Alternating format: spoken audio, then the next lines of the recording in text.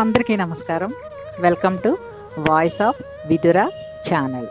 ఈరోజు మనం సగర్వంగా టీచర్స్ డే, ఉపాధ్యాయ దినోత్సవం జరుపుకుంటున్నాం కదా.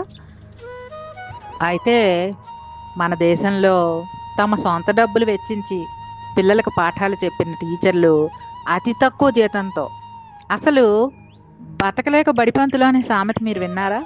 బతకలేక బడిపంతులు అంటే టీచర్లకి, గవర్నమెంట్ టీచర్లకు కూడా చాలా సంవత్సరాల తరబడి జీతాలు వచ్చేవి కావట. పాపం వాళ్ళు ఎలా బతికారో, కుటుంబాన్ని ఎలా పోషించుకున్నారో, అలాగని విద్యాభ్యాసంగాన్ని ముందుకి ఎలా కొనసాగించారో ఈ రోజైతే మనకు అర్థం కాకపోవచ్చు. ఎందుకంటే ఇప్పుడు ఇంటర్నెట్ యుగంలో అంతా ఫోన్పేలు, గూగుల్ పేలు వచ్చిన ఈ రోజులు వేరు. కనీసం రేడియోలు కూడా లేని, కరెంట్ కూడా లేని ఆ రోజులు వేరు. నిజంగా అలాంటి టీచర్లందరికీ హృదయపూర్వకంగా అభినందనలు, శిరసాభివందనాలు తెలియచేస్తూ మన ఛానల్లోకి వెళ్ళబోయే ముందు మీకు ఒక మహానుభావుడి కథ చెప్పబోతున్నాను. ఆయనే గిడుగు వెంకట రామ్మూర్తి పంతులు గారు. ఆయన ఒక టీచర్. అలాగే అనేక మంది మహానుభావులైన టీచర్లు ఉన్నారు. మీలో చాలామందికి తెలియకపోవచ్చు. గాడిచెర్ల హరి సర్వోత్తమరావు గారి పేరు విన్నారా అండి? కందుకూరు వీరేశలింగం పంతులు గారు, ఆయన కూడా ఒక ఉపాధ్యాయుడే. గాడిచెర్ల హరి సర్వోత్తమరావు గారు కూడా ఒక ఉపాధ్యాయులే.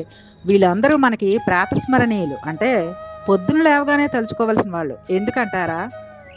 గ్రంథాలయోద్యమం మొదలుపెట్టి తాళపత్ర గ్రంథాల్లో ఉండి చెదలు పట్టేస్తున్న పుస్తకాలన్నింటినీ గ్రంథాలయాల్లో ఏర్చి కూర్చిన మహానుభావుడు గాడిచెర్ల హరి సర్వోత్తమరావు గారు. అలాగే తెలుగు భాష కోసం ఉద్యమించి సంఘ సంస్కర్తగా, దేశభక్తుడిగా, మహానుభావుడిగా పేరు పొందిన కందుకూరు వీరేశలింగం పంతులు గారు కూడా ఒక మహా టీచరు, గొప్ప వ్యక్తిగా, గొప్ప ఉపాధ్యాయుడు. ఇంకా కాశీనాథన్ నాగేశ్వరరావు గారు పంతులు గారు, ఇలాంటి అనేక మంది ఉన్నారండి ఆ కోవలో. మణిహారం, ఆ విద్యా సరస్వతి మణిహారంలో వీళ్ళందరూ కొలికి పూసలు అన్నమాట. ఎంతో అద్భుతమైన టీచర్లు ఉన్నారు.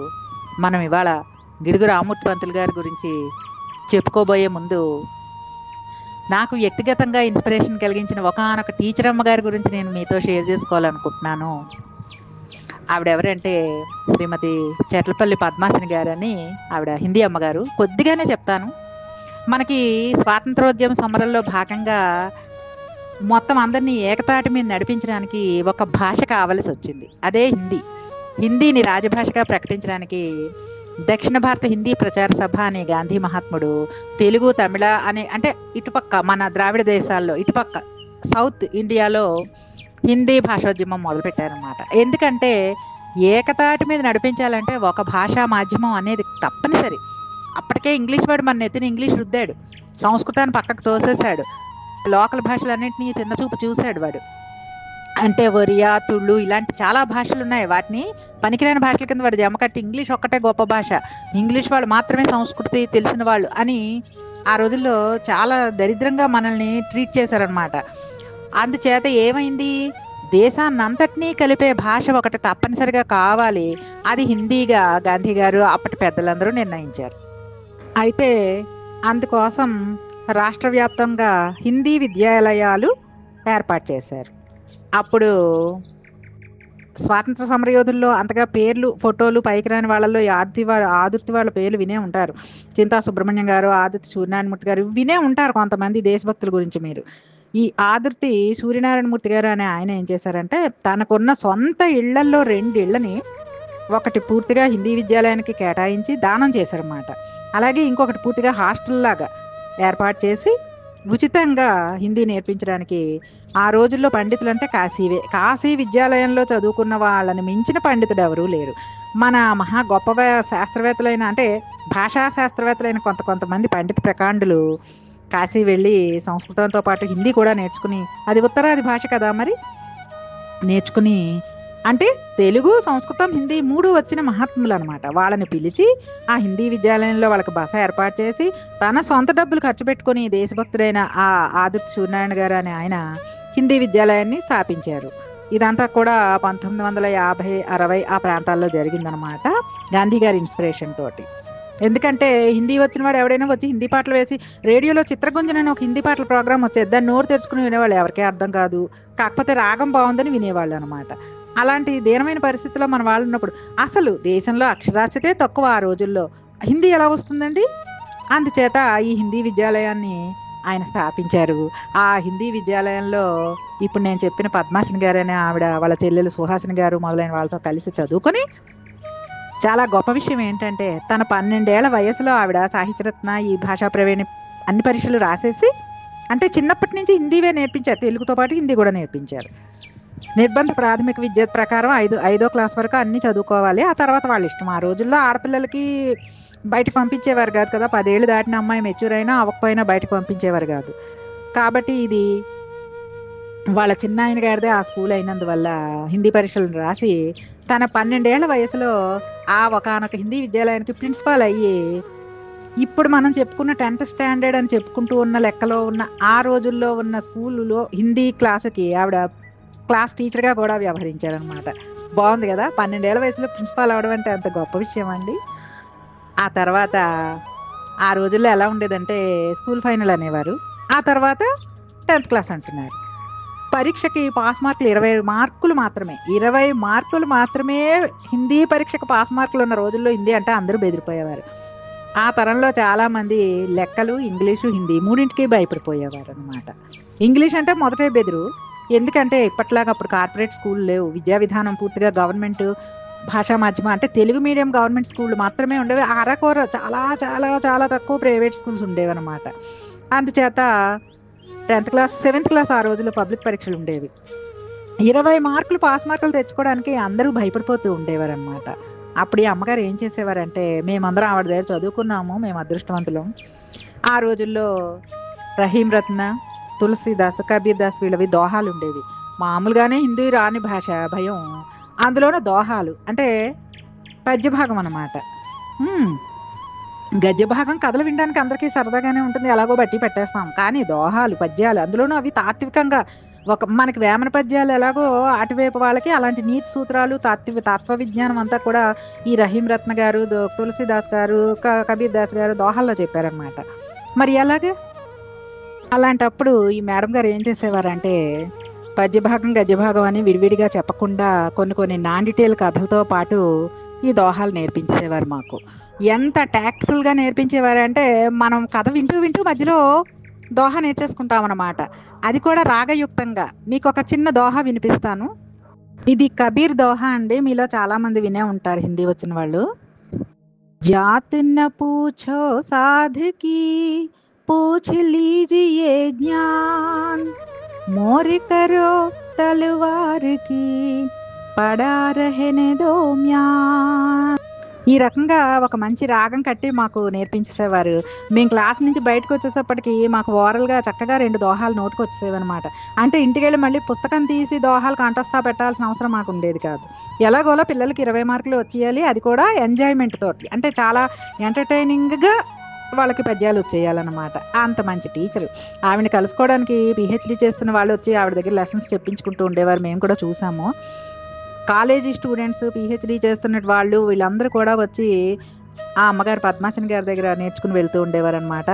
ఆవిడ చనిపోయి 20 సంవత్సరాలైనా ఇప్పటికే ఆవిడకి ఫ్యాన్స్ ఉన్నారని నాకు అప్పుడప్పుడు పోస్ట్ ఆఫీస్లో, బ్యాంకుల్లో, బస్సులో బస్ కండక్టర్లు వీళ్ళందరూ కూడా ఆవిడ తాలూకు స్టూడెంట్స్ అనమాట.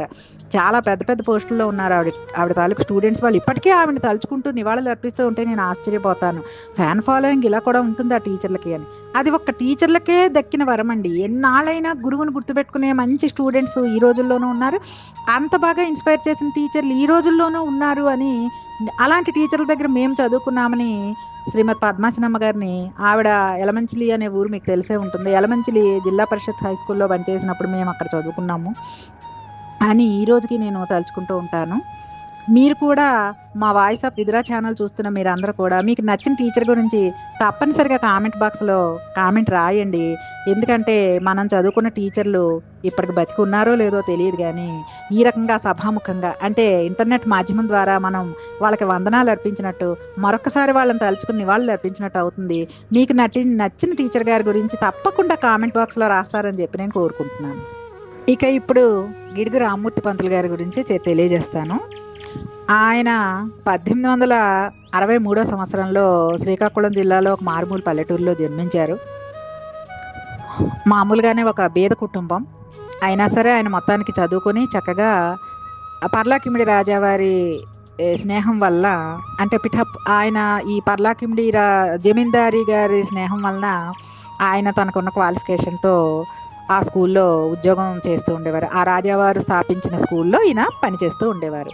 విచిత్రమైన విషయం ఏంటంటే ఈ మహానుభావుడు హిస్టరీ టీచర్ అనమాట. హిస్టరీ, ఇంగ్లీష్, ఈ 2 సబ్జెక్టులకి టీచర్గా ఉన్నప్పుడు అక్కడ దగ్గరలో ఉన్న కొండ జాతి వాళ్ళు కొంతమంది సవర భాష మాట్లాడుతూ ఉండేవారు.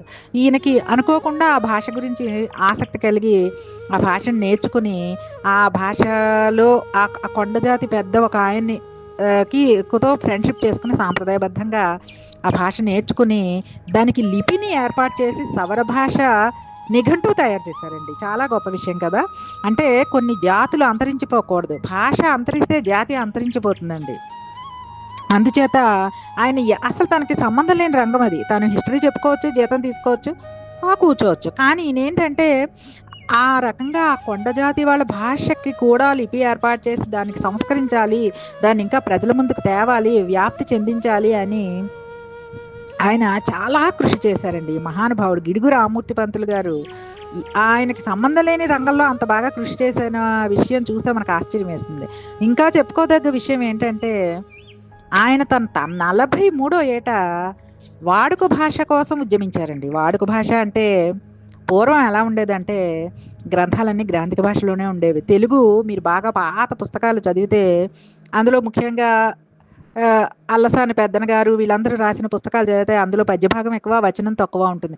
ఆ వచనం కూడా గ్రాంధిక సమాసాలతో కూడి ఉండి చదవలేము, తలనొప్పి వచ్చేస్తుంది. కొంచెం చదవగానే ఆ బాబాయ్ చాలరా బాబు అనిపిస్తుంది అనమాట. అంటే అలాగ సంస్కృత సమాలతో పదబంధాలతో కలిసి ఉంటుందన్నమాట. అలాంటి రోజుల్లో ఎవరైనా అసలు వచన కవిత్వం రాయడానికే ఇబ్బంది పడేవారు. అమ్మో పండితులు ఒప్పుకోరేమో, కామెంట్ చేస్తారేమో అని. అందరూ పద్యాలే రాసేవారు. శతక సాహిత్యం ఎక్కువగా పరిఢవిల్లింది. శతకాలంటే పద్యాల్లోనే ఉంటాయి, మీకు తెలుసు కదా. వేమన శతకం, సుమతి శతకం. అయితే ఆ సమయంలో ఈయన ఏమనుకున్నారంటే ప్రజలందరికీ అర్థమయ్యే వాడుక భాషలో పుస్తకాలు ఉంటే బాగుంటుంది కదా, అందరూ కాస్త కోస్తో ఆసక్తి ఉన్నవాళ్ళు చదువుకుంటారు కదా అని ఈయన ఆ ఉద్యమం లేవదీశారు. తన 43వ ఏట ముఖ్యంగా తన సొంత డబ్బు వెచ్చించి, ఇప్పట్లాగా స్పాన్సర్స్ ఎవరూ లేరండి, ఇప్పట్లాగా క్రౌడ్ ఫండింగ్ కూడా లేదు పాపం. అంత తక్కువ జీతాలతో ఆ రోజుల్లో వాళ్ళు ఎంత కష్టపడి దేశం కోసం, సంస్కృతి కోసం, సమాజం కోసం ఉద్యమించారా అన్నది ఆశ్చర్యం వేస్తుంది నిజంగా. ఆయన అప్పుడు పండితులతో విభేదించి, అంటే వచన కవిత్వం రాసిన వాడిని అంటరాని వాడిగా చూసే రోజుల్లో అన్నమాట. మీకు తెలిసే ఉంటుంది, త్యాగరాజస్వామి రాసిన పాటలకి అలాగే అన్నమయ్య రాసిన సాహిత్యం పాటలకి చాలా తేడా ఉంటుంది. అంటే త్యాగరాజస్వామి సంస్కృతంలో రామాయణం సంబంధించిన పాటలు అలాంటివి రాసేవారు. అదే అన్నమయ్య గారు చాలా వాడుక భాషలో అచ్చమైన తెలుగులో రాసేసేవారు. రెండింటికి ఎంత తేడా ఉంటుంది అంటే మీకు ఉదాహరణ కోసం, అర్థం అవ్వడం కోసం చెప్తున్నాను అన్నమాట. అందుచేత చిన్నయ్య సూరి గారు రాసిన మిత్రలాభం, మిత్రభేదం భాషకి ఇప్పుడు మనం చదువుకుంటున్న కథల భాషకి చాలా తేడా ఉంది. మీలో ఎంతమంది చందమామ కథలు చదివి పెరిగారో నాకు తెలియదు, కానీ మనం చందమామ కథలు అంత సులువుగా, అంత హ్యాపీగా చదువుకుంటున్నామంటే ఈ మహాత్ములైన ఈ గ్రంథాలయోద్యమం, ఈ తెలుగు భాష కోసం పనిచేసిన ఈ మహాత్ములైన టీచర్లు గురజాడ అప్పారావు గారు, కందుకూరి వీరేశలింగం పంతులు గారు, ఇప్పుడు మన కథానాయకుడు గిడుగు రామ్మూర్తి పంతులు గారు, గాడిచెర్ల హరి సర్వోత్తమరావు గారు, ఇలాంటి అనేక మంది మహాత్ములు, నేను ఇందాక చెప్పినట్టు వాళ్ళందరూ ప్రాతస్మరణీయులండి. వాళ్ళని తలుచుకోకుండా అసలు మనం బతకలేమనిపిస్తుంది. ఎందుకంటే భాషని, సాహిత్యాన్ని అంత విస్తృతిపరిచి మనకే అందించిన మహానుభావుల్లో అందరికీ ఆదర్శనీయమైన వ్యక్తి ఈ గిడుగు రామ్మూర్తి పంతులు గారు. ఆయన గురించి ఇంత ముఖ్యంగా చెప్పుకోవడానికి కారణం, ఆయన ఒక హిస్టరీ టీచరు, ఆ తర్వాత లెక్చరర్. అంటే ఆ స్కూల్ తర్వాత హై స్కూల్ నుంచి కాలేజీగా మారినప్పుడు అక్కడ ఆయన లెక్చరర్గా కూడా చేశారు. హిస్టరీ, ఇంగ్లీష్ లెక్చరర్ అయ్యుండి ముందు సవర భాష కోసం పనిచేసి ఆ తర్వాత తెలుగు భాష కోసం పనిచేశారు. ఆయన తెలుగు అని ఒక మాసపత్రికను కూడా ప్రారంభించారు. అప్పుడున్న పండితులు అందరితోటి విభేదించారు. ఆయన మీద ఒత్తిడి కూడా తెచ్చారనమాట. అంటే కొంతమంది పెద్దవాళ్ళ చేత, రాజకీయ నాయకుల చేత కూడా నీవు ఈ భాషా ఉద్యమాన్ని ఆపేసే, ఈ గ్రాంధిక భాషలోనే, అంటే పద్యాలు, సంస్కృత సమాసాలతో కూడిన భాషలోనే పుస్తకాలు రాయాలి అని చాలామంది ఆయన మీద ఒత్తిడి కూడా తెచ్చారనమాట. అయితే అవేవి ఈయన పట్టించుకోలేదు. ఆ ఉద్యమం 23 సంవత్సరాలు కొనసాగించాడండి మహానుభావుడు. అప్పటికి ఇంగ్లీష్ ప్రభుత్వం ఈయన అంగీకరించి ఈయనకి రావు బహదూర్ అని బిరుదు ఇచ్చారు. ఆ తర్వాత ఉద్యమంలో భాగంగా ఈయనకి గురజాడ అప్పారావు గారు స్నేహితులు అయ్యారు. గురజాడ అప్పారావు గారు దిద్దుబాటు అని మొట్టమొదటి కథని వచన సాహిత్యంలో రాశారు. అందుకు ముఖ్యంగా మన వీరేశలింగం పంతులు గారు కూడా సపోర్ట్ చేశారనమాట వీళ్ళందరికీ. కాకపోతే దురదృష్టం ఏంటంటే వీళ్ళందరూ భేదవాళ్ళు, ఎవరి దగ్గర డబ్బులు లేవు, వాళ్ళ పుస్తకాలు ప్రచురించుకోవడానికి వాళ్ళ దగ్గర డబ్బులు లేవు. అయితే దురదృష్టవశాత్తు మధ్యలోనే గురజాడ అప్పారావు గారు కూడా మరణించారు. కందుకూరి వీరేశలింగం పంతులు గారు కూడా మరణించారు. ఈ మధ్యలో ఒక చిన్న సంఘటన జరిగింది. పర్లాకిమిడి రాజావారు ఈయన్ని రిటైర్ అయిపోమన్నారు. ఆయన తన కాలేజీ నుంచి బయటకు వచ్చేసారు. ఏం చేయాలో తెలియని పరిస్థితిలో అప్పటికి ఇంకా గురజాడ అప్పారావు గారు బతికే ఉండడం వల్ల ఆయన విజయనగరం రాజుగారి భార్య గారికి పిల్లల గారికి కొన్ని తెలుగు ఇతర విషయాలు బోధించడానికి ఈయనకి ప్రైవేట్ ట్యూటర్గా నియమించారనమాట. కాకపోతే అప్పటి ఆచార వ్యవహారాల ప్రకారం గిడుగు రామ్మూర్తి పంతులు గారు ఒకసారి రాజావారు తన ఇప్పుడు భాషలో చెప్పాలి అంటే లివ్ ఇన్ రిలేషన్ అంటున్నాము, ఆ రోజుల్లో ఉంచుకోవడం అనేవారు. తన ఉంపుడు గతితో వస్తే ఆయన కోపం వచ్చి పాపం, అది ఆ రోజుల్లో సామాన్యం అండి. రాజులకి భార్య ఉపపత్ని ఉండడం ఆ రోజుల్లో అత్యంత సహజం. కాకపోతే కొంచెం ఈయన పాతకాలం మనిషి అయినందువల్ల అందరూ లేచి నిలబడి రాజుగారితో పాటు ఆవిడకి కూడా నమస్కారం పెడితే ఈయన నమస్కారం పెట్టలేదు. అంటే ఈయన కోపం ఏంటి, ఇంట్లో మహారాణి గారు అంటే జమీందార్ గారి భార్య, రాజుగారి భార్య ఉండగా ఇంకొకరిని సభకి తీసుకురావడం ఆయనకి అంతగా నచ్చలేదు. అందుచేత ఆయన నమస్కారం పెట్టకపోయేసరికి రాజుగారి కోపం వచ్చి చివరికి రాజుగారి భార్య నాకు ఈ మాస్టర్ అక్కర్లేదని ఆ ఉద్యోగం కూడా పోయిందనమాట. మీకు ఎందుకు చెప్తున్నానంటే అలాంటి బేదరికపు ధనహీనమైన పరిస్థితుల్లో కూడా ఆయన తన ఉద్యమాన్ని మానలేదు. అక్కడ అది మనం గ్రహించవలసిన విషయం. ఇలా ఉండగా కొంతకాలం తర్వాత ఆంధ్ర ఒడిస్సా సరిహద్దులు అప్పటికి ఇంకా మనకి స్వాతంత్రం రాలేదు, బ్రిటిష్ వాళ్ళు చెప్పు చేతల్లో మనం ఉన్నాము, వాళ్ళకి నచ్చినట్టుగా వాళ్ళు విభజించి పాలించారు. ఆ రోజుల్లో పర్లాకిమిడి ఊరిలో తెలుగు వాళ్ళు ఎక్కువ మంది ఉండేవారు, ఒరియా వాళ్ళు కూడా ఉండేవారు. ఈ పర్లాకిమిడి గ్రామాన్ని ఒరిస్సాకి ఇచ్చేశారు. అది మన పంతులు గారికి నచ్చలేదు. అందువల్ల పాపం పర్లాకిమిడి రాజుగారితో కూడా విభేదించి ఆయన తను ఎన్నాళ్ళు పనిచేసిన తన సొంత ఇంటిని, సొంత గృహాన్ని, సొంత ఊరినే వదిలేసి ఆయన చిన్న కొడుకు దగ్గరికి రాజమండ్రి వలస రావాల్సి వచ్చింది. ఆ రోజు తెల్లవారుజామున 6 గంటల నుంచి పంతులు గారు ఊరు విడిచి వెళ్ళిపోతున్నారంటే ఊరంతా ఆయన కోసం వచ్చి ఆయన బండెక్కించి రైలు కదిలేదాకా ఉండి వెళ్ళిపోయారండి. అంటే ఒరిస్సా రాష్ట్రానికి చెందిన ఈ పర్లాకిమిడి అనే ఊరు ఒరిస్సా రాష్ట్రానికి చెందితే అక్కడున్న తెలుగు వాళ్ళు ఇబ్బంది పడతారు. ఎందుకంటే భాషా ప్రయుక్త రాష్ట్రాల ప్రకారం ఉద్యోగాలన్నీ అక్కడ స్వభాషీయులకే వస్తాయి, మిగిలిన వాళ్ళు సెకండరీ అయిపోతారు. అంటే తెలుగు వాళ్ళకి ఉద్యోగాలు రావు, తెలుగు వాళ్ళు కష్టపడిపోతారని పాపం ఆయన ఆ రాజుగారితో కూడా విభేదించి తన నెలవును కోల్పోయి ఆ ఊరిని వదిలేసి స్వచ్ఛందంగా తనకి తానే రాజమండ్రి వెళ్ళిపోయారు. అప్పుడు ఊరంతా కదిలి వచ్చి ఆయనకి సెండ్ ఆఫ్ ఇచ్చింది అంటే మీరు ఆలోచించండి, అర్థం చేసుకోండి ఆయనకి ఎంతమంది ఫ్యాన్స్ ఉండేవారో. కాకపోతే ఇప్పుడు మనకి అనిపిస్తుంది ఫ్యాన్ ఫాలోయింగ్ ఉంటే ఏం లాభం, డబ్బులు ఉంటే చాలు అని. ఆ రోజుల్లో వాళ్ళు అలా అనుకునేవారు కాదు. ప్రజలు బాగుంటే చాలు, దేశం బాగుంటే చాలు, సమాజం బాగుంటే చాలు, డబ్బు అక్కర్లేదు అనుకునేవారు. సొంత ఇంటిని వదిలేసి ఊరు విడిచి వెళ్ళిపోయిన మహానుభావుడు అంటే మీరు ఆలోచించండి. కానీ ఆ తర్వాత కాలం మారింది, సమాజం మారింది, కొంత మార్పు అనివార్యం అయింది. అప్పుడు ఈయన్ని చూసి ధైర్యం తెచ్చుకొని ఆ తర్వాత రాను రాను అందరూ చిలకమర్తి లక్ష్మీ నరసింహం గారు, మీలో ఎంతమంది చదివారో తెలియదు, స్వభాష అని వ్యాసాలు వచ్చేవి, పానుగంటి లక్ష్మీ నరసింహ శాస్త్రి గారు, అలాగే ఇంకా చాలామంది ధైర్యం చేసి గురజాడ అప్పారావు గారు ముందుగానే రాయడం మొదలుపెట్టారు కదా, ఆ రకంగా చాలామంది వాడుక భాషలో నవలలు రాయడం మొదలుపెట్టారు. బారిస్టర్ పార్వతీశం అనే పుస్తకం కూడా చాలా గొప్పగా ఉంటుంది, హాస్యస్ఫూరకంగా ఉంటుంది, అందులో దేశభక్తికి చమత్కారాలు అన్నీ ఉంటాయి. ఇలాంటి నవలలన్నీ అప్పుడు వచ్చాయి. కాకపోతే దురదృష్టవశాత్తు మనకి ప్రింటింగ్ ప్రెస్సులు బ్రిటిష్ వాళ్ళ అధీనంలో ఉండేవి, వార్తాపత్రికల మీద నిషేధం ఉండేది. మనకి సంబంధించిన సంస్కృతికి సంబంధించిన విషయాలు మనమే తెలుసుకోకూడదు. ఎంతసేపు బ్రిటిష్ వాళ్ళ దమననీతిలో వాళ్ళు ఏం చెప్తే అదే మనం వినాలి, వాళ్ళు ఏం చెప్తే అదే చదవాలి, వాళ్ళు ఏం చేస్తే అదే భరించాలి. ఈ రకమైన దురదృష్టకర పరిస్థితుల వల్ల చాలా గొప్ప గొప్ప సాహిత్యవేత్తలు ఇంట్లోనే పేపర్ల మీద రాసుకుని, అందులో నేను చెప్పచ్చో చెప్పకూడదు, మా తాతగారు కూడా ఉన్నారు, ఆయన కొన్ని శతకాలు రాశారు, ప్రింట్ చేయడానికి వీలు లేక అవన్నీ చెదలు పట్టేసి పోయాయి అన్నమాట. ఈ రకంగా చాలామంది సప్రెస్ అయిపోయారు అనమాట ఆ రోజుల్లో. అలాంటి పరిస్థితుల్లో ఈయన భాషా ఉద్యమం చేశారు అంటే ఈయన ఎంత గొప్పవారో మీరు అర్థం చేసుకోండి. అందుకే ఆయనకి తర్వాత రావ్ బహదూర్ బిరుదు తర్వాత ఆంధ్ర యూనివర్సిటీ వాళ్ళు కళాప్రపూర్ణ బిరుదు కూడా ఇచ్చి సత్కరించారు. ఇది మనం చాలా గర్వించదగిన విషయం. ముఖ్యంగా నేను సగర్వంగా చెప్పదలుచుకున్నది ఏంటంటే, గిడుగు రామ్మూర్తి పంతులు గారి జన్మదినాన్ని తెలుగు భాషా దినోత్సవంగా ప్రకటించింది గవర్నమెంట్. అంతకు మించిన నివాళి ఆయనకి ఇంకొకటి లేదు. తెలుగు భాషా దినోత్సవంగా ప్రకటించబడిన ఆయన పుట్టినరోజు గిడుగు రామ్మూర్తి పంతులు గారు గొప్ప టీచరు అని నేను చెప్పడానికి చాలా సంతోషిస్తూ మీ దగ్గర సెలవు తీసుకోవడానికి ముందు మరొక్క మాట నేను తెలియజేస్తున్నాను. మన భాషలో మనం ఇంత విస్తృతంగా ఇవాళ చర్చలు జరుపుకుంటున్నాం, పుస్తకాలు చదువుకుంటున్నాము, సంతోషంగా మన భాషలో మనం చదువుకుంటున్నాము తెలుగు మీడియంలో అంటే ఇలాంటి మహానుభావులు ఎందరో చేసిన కృషి కారణం అని మరొక్కసారి చెప్తూ గిడుగు రామ్మూర్తి పంతులు గారికి హృదయపూర్వకంగా ధన్యవాదాలు. అంటే ఆయన ఈ స్వర్గంలో ఏ ఉత్తమ లోకాల్లో ఏ పుణ్యలోకాల్లో ఏ రూపంలో ఉన్నారో తెలియదు కాబట్టి ఆయనకి పాదాభివందనం చేస్తూ శిరసాభివందనం చేస్తూ నేను ముగించే ముందు మీకు ఒక్క మాట చెప్తున్నాను.